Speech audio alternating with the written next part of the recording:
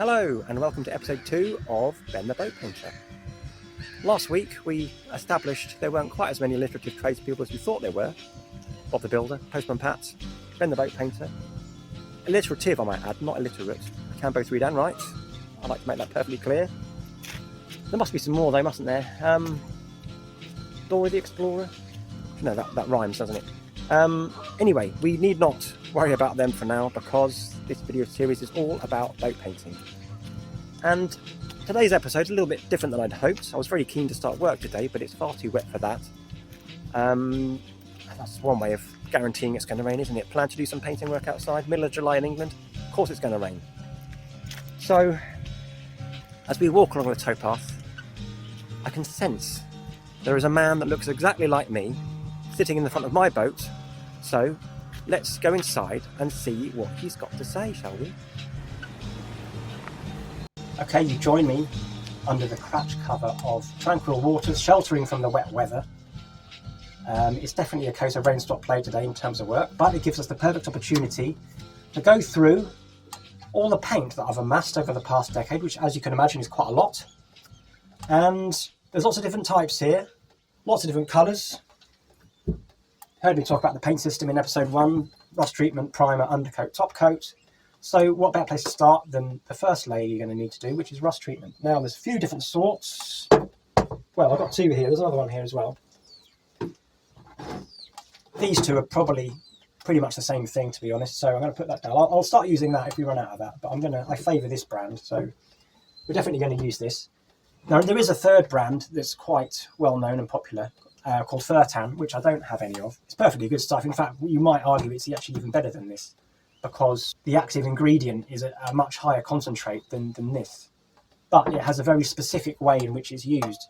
So it's not that I'm lazy or anything, but I just find this easier to use. You still have to be careful about how you use it, like within which temperatures you use it. I like to get perhaps as close to 20 degrees as possible. If it's too cold, if it's perhaps under 15 degrees, it may not work, depending on... It really depends on the surface temperature of the metal you're applying it to. So even if it's a warm day, if the metal of the boat hasn't warmed up sufficiently, this will probably not work. It looks a bit like milk. It acts like paint. You apply it quite thinly onto a lightly rusted area. You can't just slap it onto a bit of really flaky kind of significant rust and expect it to work, because it's not that effective. So you really need to take every effort to remove any flaky significant rust with a scraper or a grinder as much as you can, and then apply this. Otherwise it's not that effective. So any light rust, this will be very good to apply. In fact, essential to apply something like that. You can't apply primer onto any kind of rust at all. There's no point, because the rust is going to continue to build up under the primer. Primer doesn't actually stop rust developing that is already there. So we like that. We're definitely going to use that. This might even be enough for both boats, actually. There's about 3/4 of a tin there, 750ml. A little goes a long way. So yeah, we may still have a bit left by the end of the project. Anyway, we'll put that down and look at this one. This is called Oatrol. I have decanted it from its original tin into this.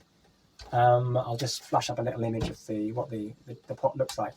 This is a very popular one as well. It's completely different to the sort of rust treatments, the rust converters they're often called as well.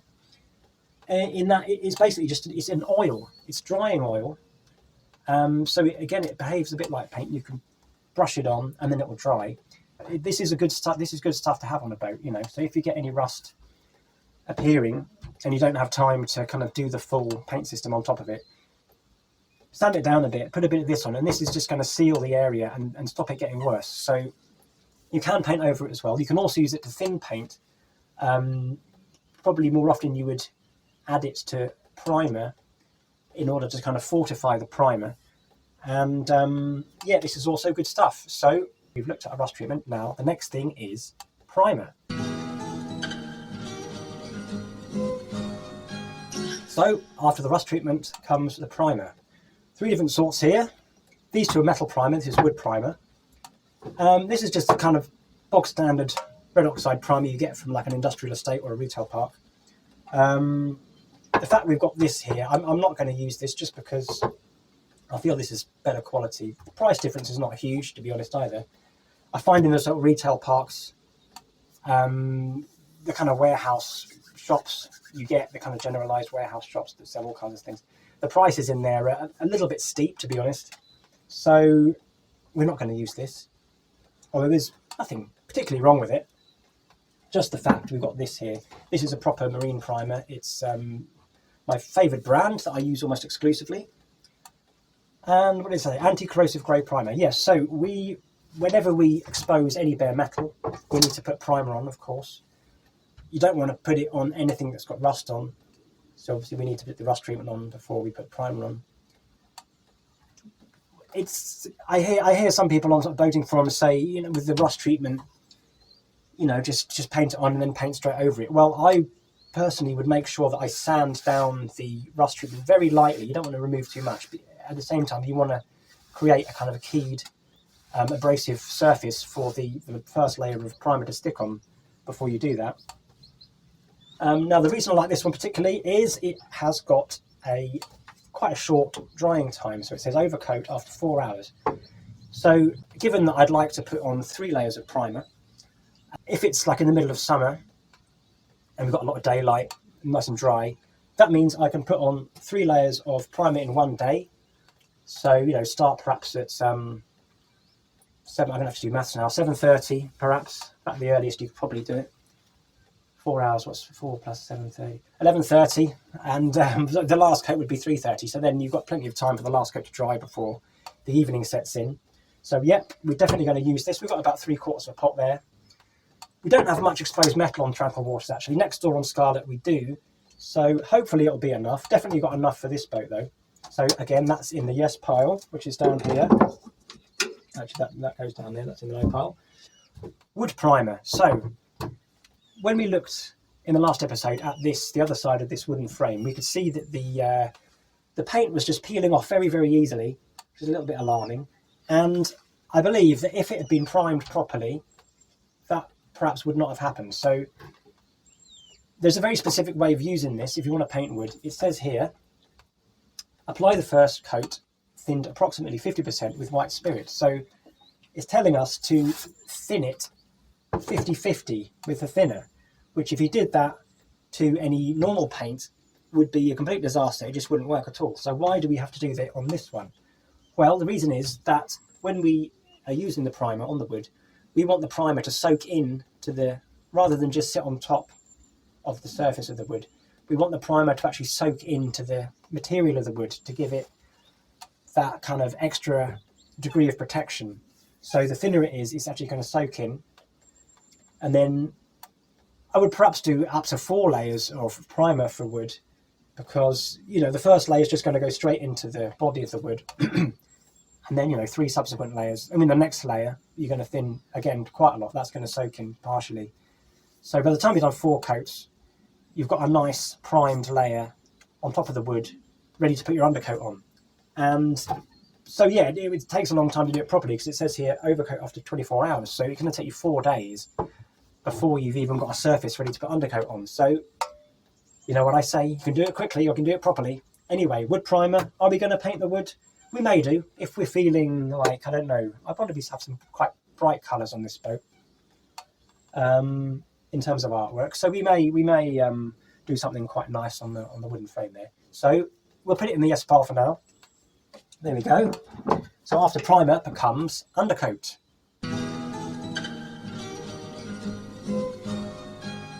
So here we are. We have a lot of undercoat.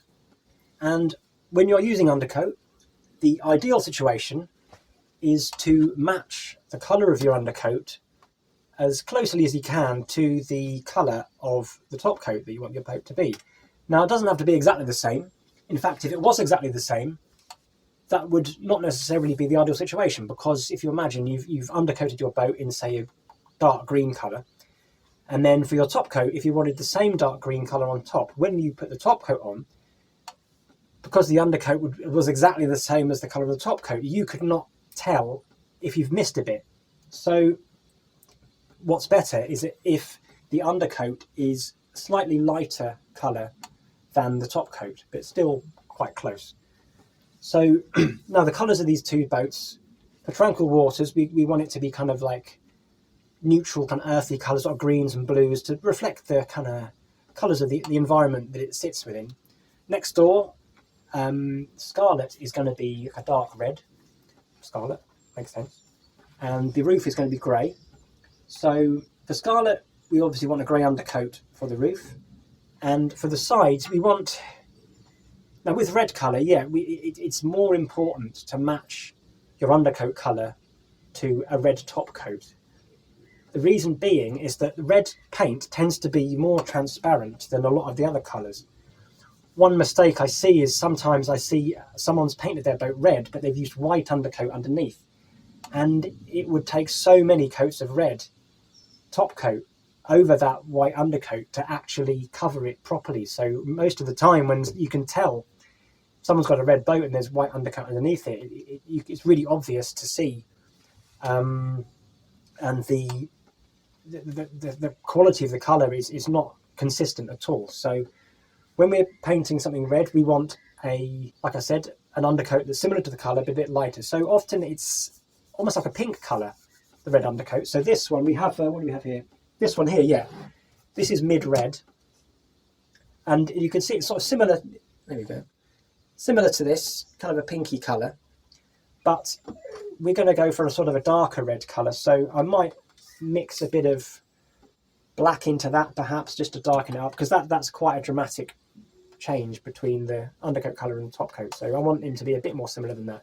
So we're still going to use it. We might mix a bit of black undercoat in, which we have some there. We also need grey undercoat. Now, would you believe I found this 5 litre pot of grey undercoat by the bins? What a stroke of luck. It's amazing what you can find by the bins, actually, boaty bins. So if you ever see anyone rifling through bins by a canal, doesn't mean to say they're a vagrant or anything like that. It's, yeah, you can find all kinds of things there. I've left a skateboard, a bike frame, a pair of speakers, a leaf blower, and so this time it's my time to benefit from someone else's kindness. So here we go, we've got 5 litres of grey undercoat. That's definitely going to be used for the roof next door. Now, I did say, you know, we want to match our undercoat colour to as closely as possible to our top coat. So I've got a lot of grey undercoat here. I've actually got white, black. I can mix them together to make grey. Got some grey undercoat there. And I'm going to use this. I can make a grey undercoat for just the fact I'm painting this boat blue and green. I think blue and green I'm going to go for. Grey would probably be okay for that, because the green and blue colours are a lot less transparent than the red, so they're going to provide a decent amount of coverage. So I think I'm going to be able to get away with grey undercoat. And also, the philosophy we're working with here is I really want to use what I've got, and I try and avoid buying anything I don't 100% need. So I think I'm going to be okay. I might need a bit more undercoat, to be fair. But, so yeah, we've got the red undercoat here. That's red as well. It says cream on the front there, but I know I've put some red in that to make some red undercoat. So this is undercoat for Scarlet. This the grey undercoat there for the roof of Scarlet, and then these black and white and grey, they're going to be the undercoat for Tranquil Waters. So we have a nice lot of undercoat, and I guess the next stage is to look at the top coat. Okay, so here is the first lot of top coat. This is the paint we're going to need for Scarlet, first of all. And if you remember, we're going to have a grey roof and a sort of dark red. The rest of the boat's going to be dark red. So we've got this nice, we've got some unopened tins here, which is good. Nice kind of like burgundy, dark red colour there. Now these, you know, when you've had that thing in the shed for about 10 years and you don't want to throw it away because you think, oh, that'll come in useful one day. Well, this is that time. I've had these for about, I think it's about 8 years now. I've got these left over from a boat I painted called AB, which is very nice. And coincidentally, it's exactly the right colour for Scarlet. So that is a big win. We also have this grey colour here. It's a different brand, Hempel.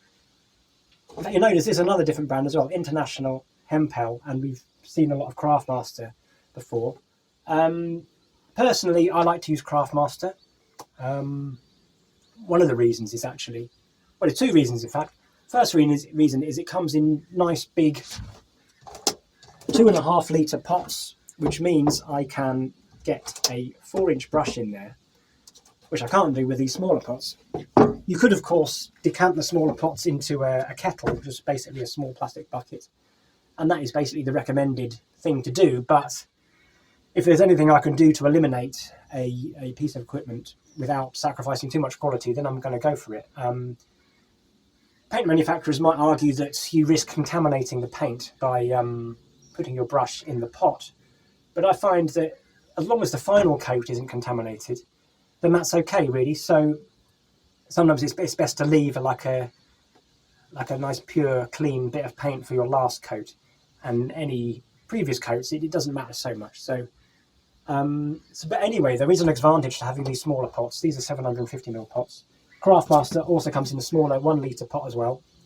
The advantage of having the smaller pot is when you're buying it, you can probably get closer to the exact amount you need. So, you know, you wouldn't want to buy a 2.5 litre pot if you just need a tiny bit left. Having said that, Craftmaster also do much smaller pots. Anyway, we have International Hempel here. So that's the main body of Scarlet, that dark red colour.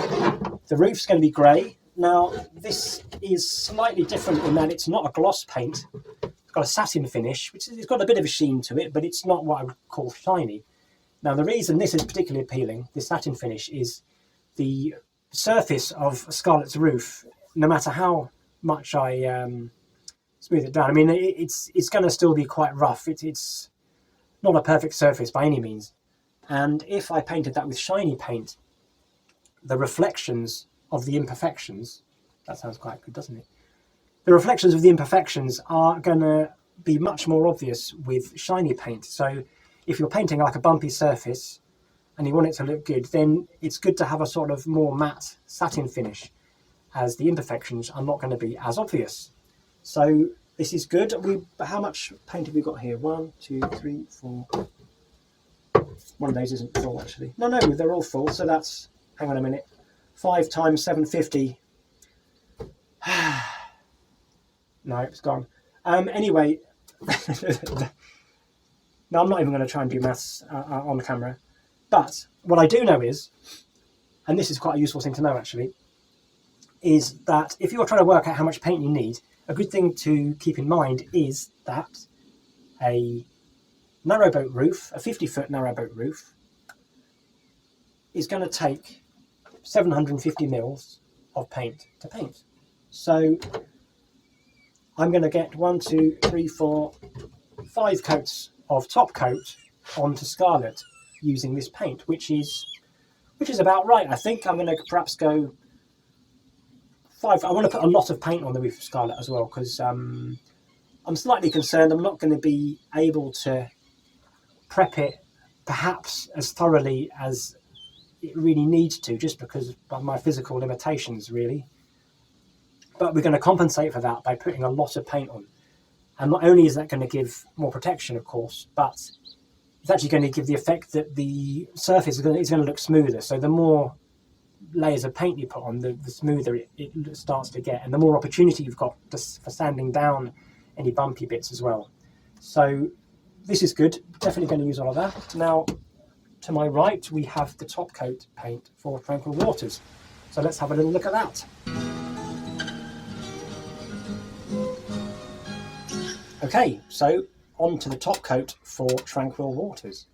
Now, for the colour of Tranquil Waters, I'd like the colour scheme to reflect the environment within which it sits. So kind of nice neutral organic colours, greens, blues. And of course, I also want to take advantage of the paint that I've already got. So I don't really want to buy anything new if I can. So let's see what we've got. A lot of green paint here. At the end, we've got these 2 brand new unopened pots of Craftmaster paint, which is good. Now, you'll see on the front there, this has got a code number there, RAL 6004. And I know for a fact that this is British Racing Green, which is pretty close to what I'd like, so that's good. And now would be a good time actually to talk about that code number there, RAL, matches this colour palette. So on the RAL colour scheme, there are about 200 colours. Now, why have I got these two unopened bottles of paint here? That is in fact from the last boat I paint called Pilgrim 2. And the clients that I was working for that boat kindly gifted me these 2 pots of paint. The reason they didn't need them is that initially they chose that colour from this palette, but when it came to actually painting on the boat, it didn't look exactly as they had hoped it would. So despite the fact there are so many colours in this palette, it just goes to show you that it's still hard to, if you've got a very specific colour in your mind, it's very hard to get exactly the colour you want from one of these colour charts, because there are so many factors that will alter your perception of the colour, such as, you know, the light, shadow, what colour it sits next to. So the fact that this green colour was sitting next to a light cream colour perhaps made it look darker than what we expect it was going to look like. So it can be, as particularly if you've got a very specific colour in your mind, exactly of how you want your boat to look, it can be very hard to pick the paint accurately. The best way of doing it is not using one of these, but, well, you wouldn't, again, you have the same problem with this, but the best way of picking a colour perfectly accurately is to go into a chandlery boat shop, and in the paint section of the boat shop, hopefully they will have a set of coloured wooden blocks which they will have painted using the paints from this. This is the Craftmaster standard range of colours. So then if you go into the shop, look at these painted wooden blocks, you can then see the actual paint itself. You can take the block outside and move it around in the light so you can see how it behaves in the sunlight and the shadow and stuff like that. And only then can you really get an accurate idea of the colour you're dealing with. So, I mean, I would never sit at home choosing the colour from this chart. It gives you an idea of what's available and what the colours are called. But for example, this one, Alpha Red, there was a boat called Peneke I painted, and they wanted a sort of a, yeah, like this, a kind of a subtle red, kind of a brick red colour for the roof. We got some Alpha Red, and it turns out it's in fact extremely bright, which you would never guess that from looking at that. So we went for something called Raddle Red, actually, which is not on the colour chart. So actually, despite Craftmaster having only this reasonably small colour chart, they do in fact have a database, a very large database of colours. So it's always worth ringing them up, even if it doesn't appear on here. It's always worth ringing them up and asking, do you have this specific colour? Because the chances are they will have it. So that's a bit about choosing colour. So let's get back to Tranquil Waters. As you can, well, all this paint is green basically. So we know that's British Racing Green. That's light grey actually. This was, I'm going to use this still. This was left over from a boat called Shosholoza that I painted, and I noticed that this, although it says light grey, it does have a very blue tinge to it. So the blue colour of Tranquil Waters I want to be quite, not too bright actually. So I might just buy another pot of blue and mix it in with this to create a new colour. There is a disadvantage to mixing paints together. So, for example, if I wanted to touch the paint up at a later stage, you know, to fix any damage, and I've run out of paint, I'm going to need to be able to mix the paint again to get the correct colour. However, if I, for example, were just to get another litre pot of blue and mix it 50-50 with this, I am going to be able to mix it accurately to get the correct colour. So in this case, I will mix that together with something else to make a new colour. So we're going to use that. Having said that, I think for my green colour, I am literally just going to mix all of this together, and whatever comes out, I'm just going to go with that. And I think there should be enough. I mean, I might sort of mix together. If I've got a lot left over, then hopefully I won't run out in the future if I ever need to touch it up. So what we've got the British Racing Green, we've got this, a lighter green colour, that'll go in. Donegal Green, another dark green colour. And these are all, so this is another light green. So when I bought this boat a couple of years ago, I was pleased to find that it came with a lot of leftover paint. So these colours, this is the dark green, that's the light green, that the boat is currently painted in. So But as I say, I'm just going to mix all this together because although it's not necessarily a good idea in terms of touching up in the future, I really want to stick with the philosophy of using what I've got and want to try and avoid buying anything new. So I'm just going to mix all that together and see what we come out with. So that's a good stash of paint to be getting on with. And let's have a look at the rest of the paint we've got left over, which are all kinds of colours. So that should be interesting.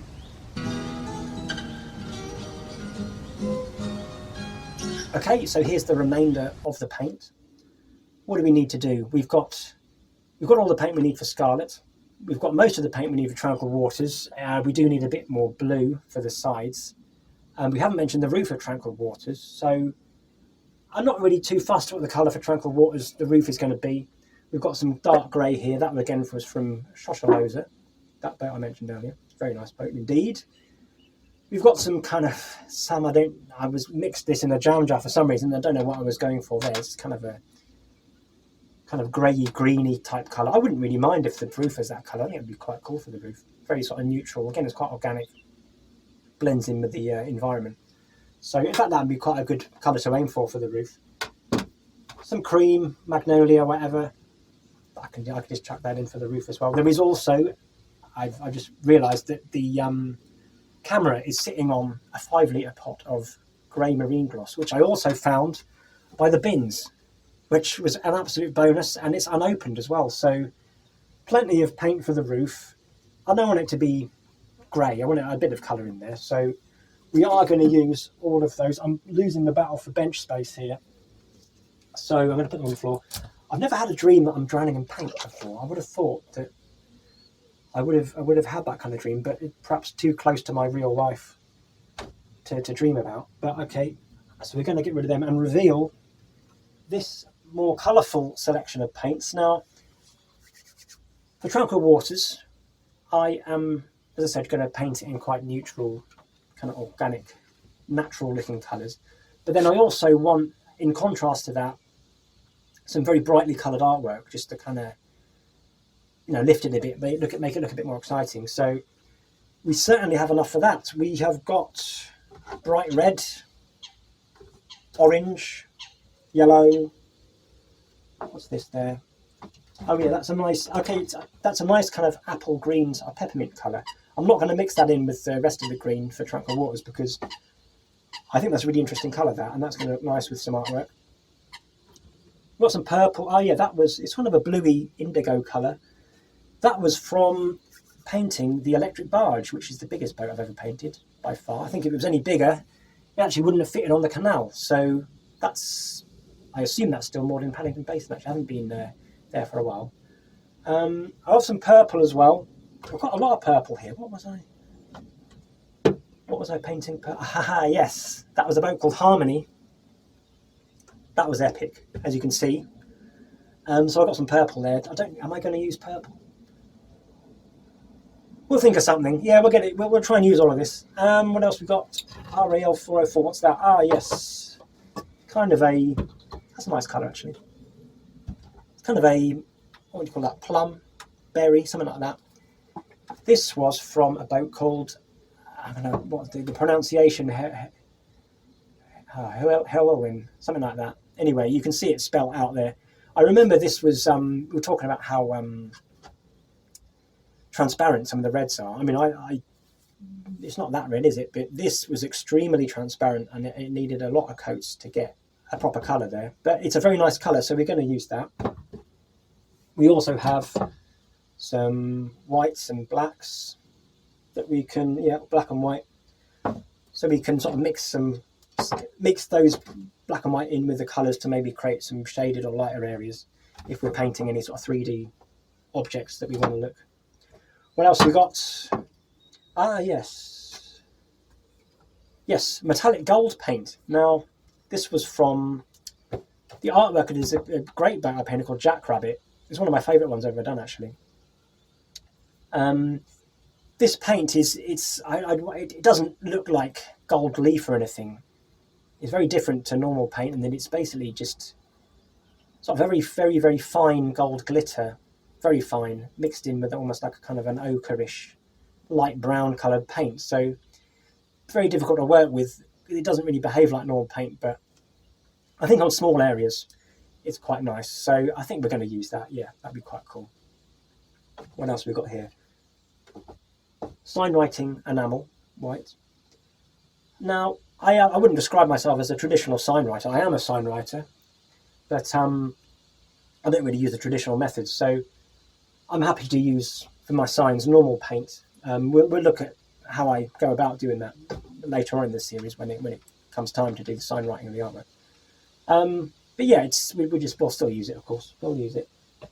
What else? Yellow. Now, yellow. This was this from? Where was that from?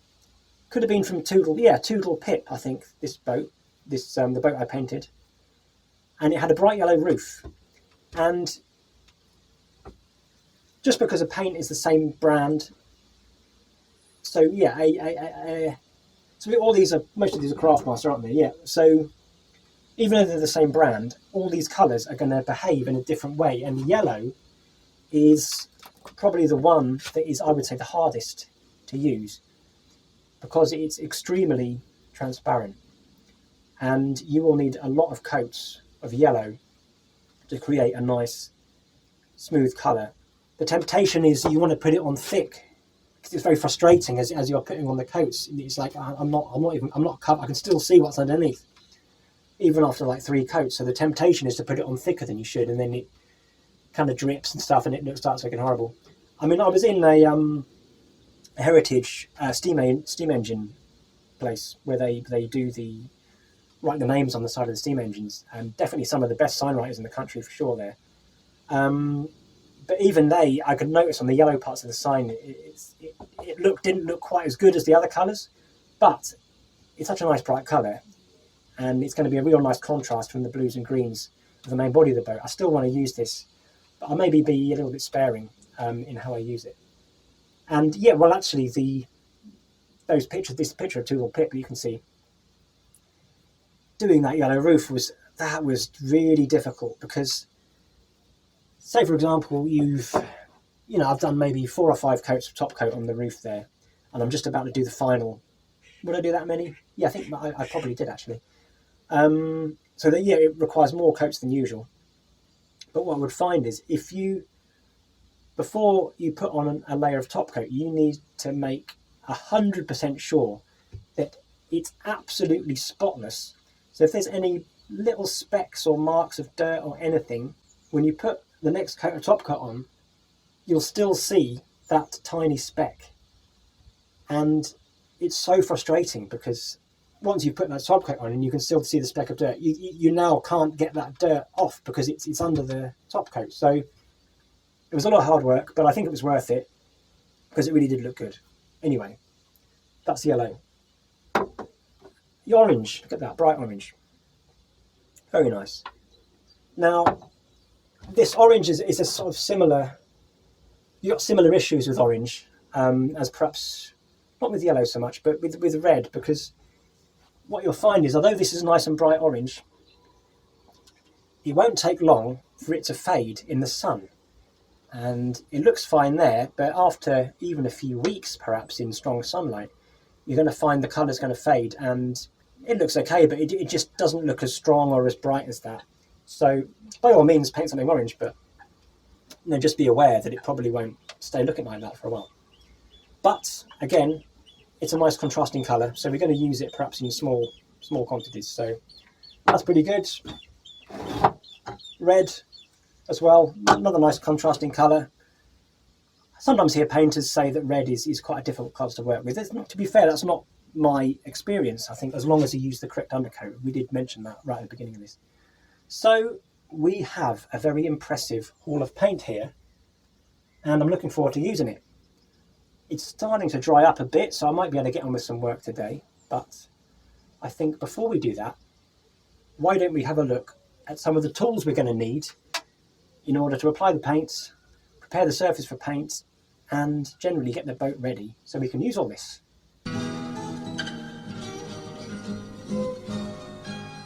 Okay, on to the tools of the trade. Now, I'm looking around, looking at the tools I've got here, I'm like, surely I need more than this, but no, I don't actually.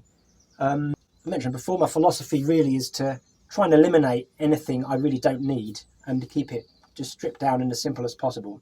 So the first thing we need to do when we start painting a boat is to remove any flaky rust, any flaky paint. And to do that, this kind of thing's very good. It's called a stripping knife. It's quite sharp at the end. It's very solid. Doesn't flexes a little bit, but you can just get in and with a bit of elbow grease, of course, you can get rid of any flaky paint or rust. If you want to really go for it and actually kind of strip paint, although this probably works only if the area is reasonably smooth to start off with, it's got like a metallized end there, and we can kind of, oops, I hurt the table there, oh dear, never mind.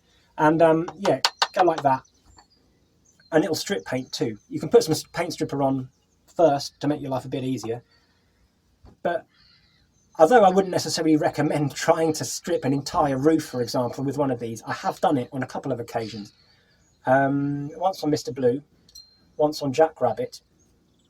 And having said that, the only reason I was able to do that is because in each case, the paint was really not adhering to the roof properly, and it was making my life quite easy. So on Mr. Blue, I was literally able to just push quite lightly, and the paint was coming off in like these huge chunks. It was amazing. And Jackrabbit too, as well, the paint had not, for some reason, not adhered properly. I wasn't able to do it that. I did have to get the hammer and kind of hammer it off like that. But yeah, I was able to do the entire roof, 50-foot narrowboat, just with this.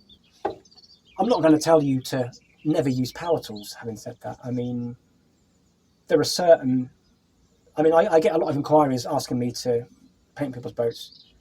And in general, if a boat is too rusty or it's you know, in very desperate need of kind of repair or something like that, I would probably have to turn it down just because of my physical limitations.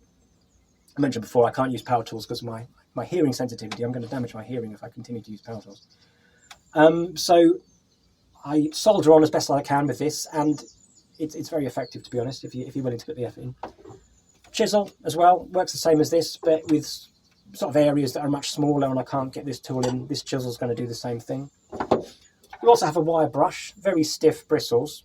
It's seen better days. It's going a bit bald on the end there, but it still works. So again, it's good to remove flaky rust, flaky paint, that kind of thing. And we want to remove as much as we can with these tools before we get onto the sandpaper, just so we don't use as much sandpaper really, save ourselves a bit of money. We're going to want to use some gloves as well, especially if we're holding the sandpaper, because we're going to end up sanding our fingers down. I've got a poorly thumb here. I don't know what's happened there, but yeah, this is where I use the sandpaper. The end of my thumb's gone a bit weird. So they're quite thin gloves though, so we still want a bit of dexterity. So they're going to wear out eventually. So I might get through 2 or 3 pairs of this when I am painting a boat. So that's our kind of rust removal tools. Onto the sandpaper. We've got all different types. We've got the full range of grits, 40, 60, 80, 120, 180, 240. And so generally speaking, you want to obviously start with the rough one, and then as you get to the very end of the job, before you put your final top coat on, you want to be using 240. Many of you may think you want to use an even finer grit of sandpaper. I think that is true if you're using like a rotary sander or an electric sander. But the method we're going to use as we're painting these two boats is all by hand. And when I'm sanding, say I'm sanding the side, which needs to be quite a finesse job, so that the sides really of the boat are the things that people look at most, so that the finish on that needs to be as good as possible. I can use 240 grit as long as, in fact this is the case for when you're sanding anything really, you want to, every sanding stroke needs to be in the same direction. It needs to be in the same direction as how the paint is going to be brushed on. So as I'm sanding the sides of the boat, I'm sanding vertically all the way down, everywhere. The only exception to that would be if I'm going around the window frames. I might need just to go horizontally around the top of the window frame, just to make sure I get in and sand right up to the edge of the frame. I'm going to do a lot of sandpaper. I wonder how many rolls, 15 perhaps rolls, 10 metres each. Jesus, that's 150 metres. Do I need that much? I'll keep an eye on that. I think I need about, yeah, at least 10 to 50, so at least 100 meters worth of sanding roll for an entire boat. And when you're choosing the sandpaper, I would always go with these rolls because of the cost of them. If you go to like a retail park, like a kind of a very generalized DIY store, and they sell these sheets of sanding paper, check the price, because it's insane how much cheaper these are. So make sure you check the price of your sandpaper. So yeah, sandpaper, we need a lot of that, lots of that. What have we got here? Actually, we've got, yes, I've got a roller kitchen roll here. I wonder why that was there.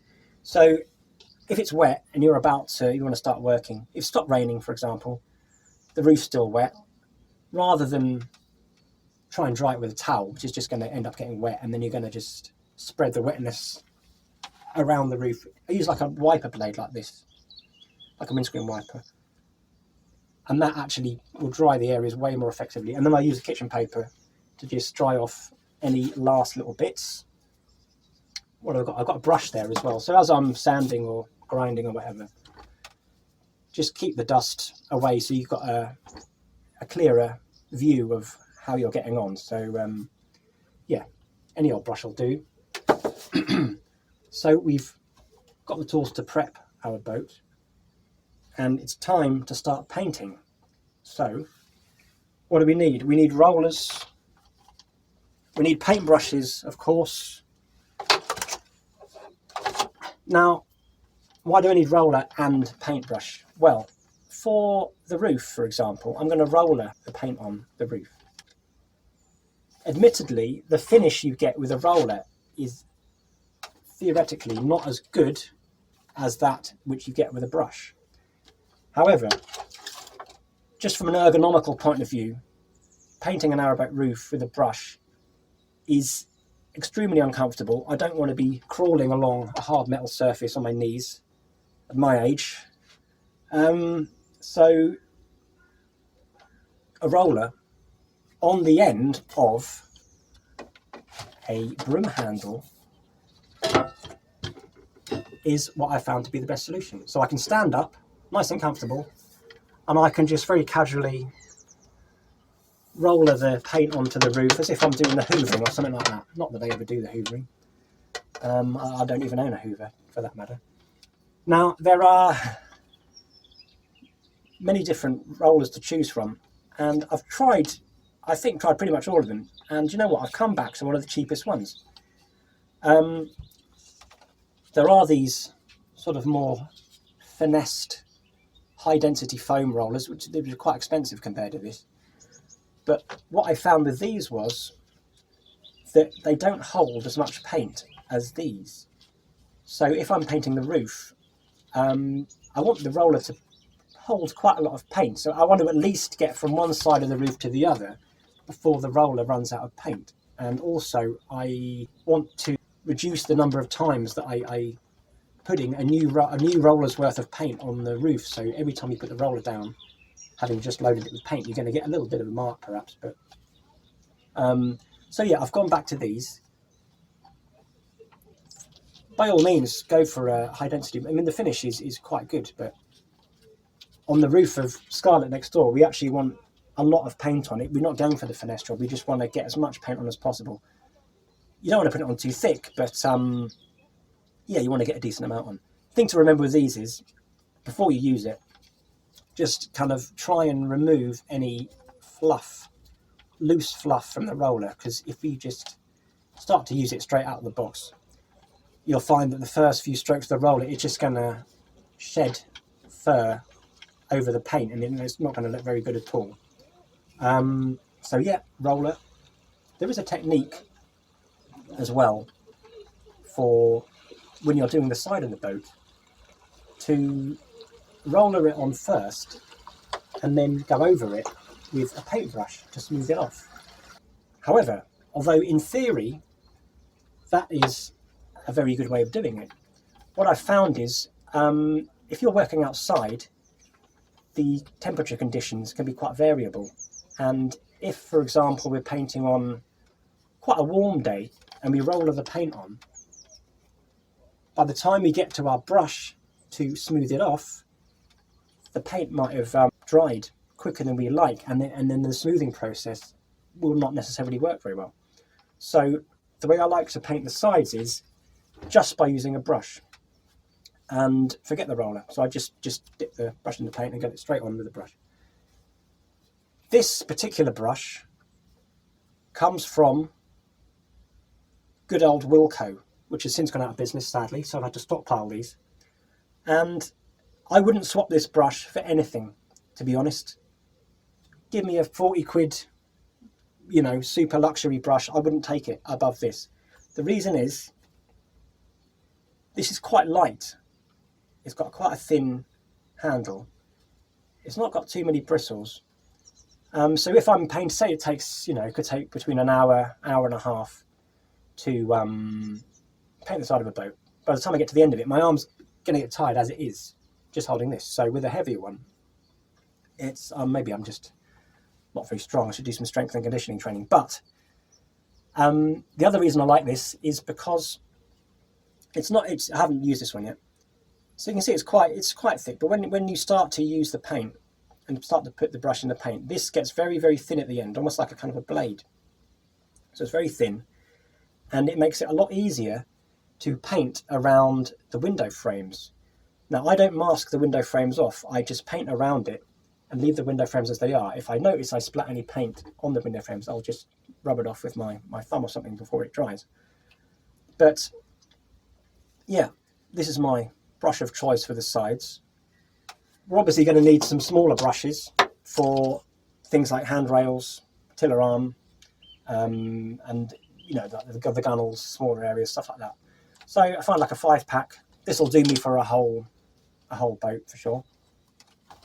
What else have we got? On the subject of paint, yes, vapor mask, very important. Now, the fumes that emanate from the paint are quite frankly, what's the word? Savage, I think. They are extremely harmful. And what is more disturbing is that I can barely smell this paint anymore.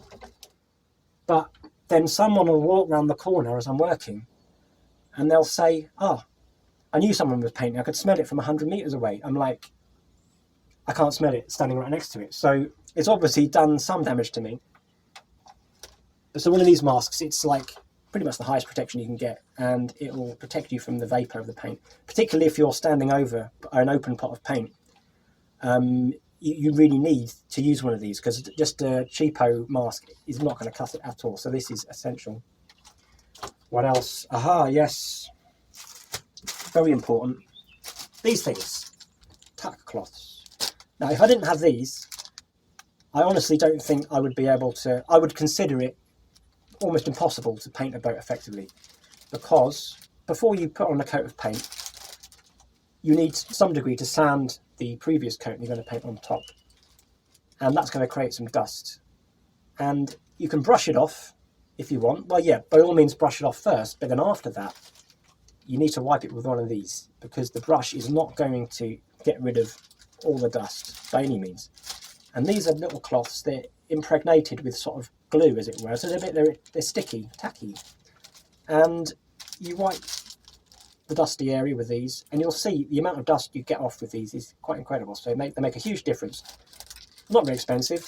I mean, I'll certainly need more than 2. I might need the entire boat, between 10 and 20. But these are essential. So yeah, there you go in the pile. What else? Nearly there, actually. You don't really need much, do you, actually? Okay, masking tape. Now, if I can avoid using masking tape, I will. I've already mentioned I don't mask off the window frames. What I find is if you do mask the window frames off, you can... The temptation is to kind of leave the masking tape on the window frames throughout the entire process.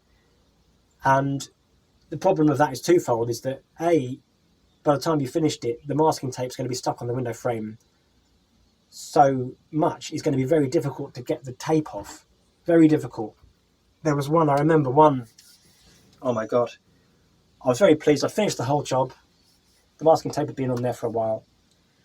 I finished everything. I thought, the last thing I need to do, just need to take the masking tape off. But it was fused on so hard. I even literally crying. I may have shed a tear or two. It was so difficult to take off. So if you do use it, I think it's always worth taking it off within 24 hours, really. I think it's better to mask the window frame. If you want to mask the window frames, by all means do. But if you do, I think it's better. So once you've masked it off, take it off within 1 or 2 days, and then remask it if you have to, rather than leave the masking tape on the whole time. The other thing as well is that even though it looks like it's masked, you can sort of paint around it, and if any paint creeps in under the masking tape, you won't know that that's happened until you take it off, and then the paint will have dried, and then you won't be able to get it off anymore. So when I do use it, is for things like decorative elements, like the coach lines. I mean, you can't do that without masking tape, so that's definitely required. And yeah, there may be, if I'm doing like the border around the sides, I can't do it without masking tape, so it'll be used for that. Yep. Finally, well, good old white spirit. By all means, use a more sophisticated thinner if you want to. But I find, although perhaps paint manufacturers don't recommend you use it, I've not had any problems with it. I certainly wouldn't thin the paint directly with white spirit. The way I use it would be I'll store my brushes in white spirit to stop them drying overnight. While I'm painting, as I said, rather than thin the paint directly with the white spirit, I might just dip the end of the brush in to the white spirit just to stop the paint on the end of the brush drying, and then just dip it very lightly in, and then shake off the excess. Then I can keep going. So, I mean, yeah, there's not much really, but I think that's pretty much it. So, there's no excuses. We need to start work now, don't we? But it's still raining, so much as I'd love to start, sadly, I can't right now. So what I'm going to do is I think I'm going to go for a walk or something, have a look at some nature, and then, yeah, the sooner you start, the sooner you finish. So we'll get on with it as soon as we can. And, yeah, looking forward to getting started.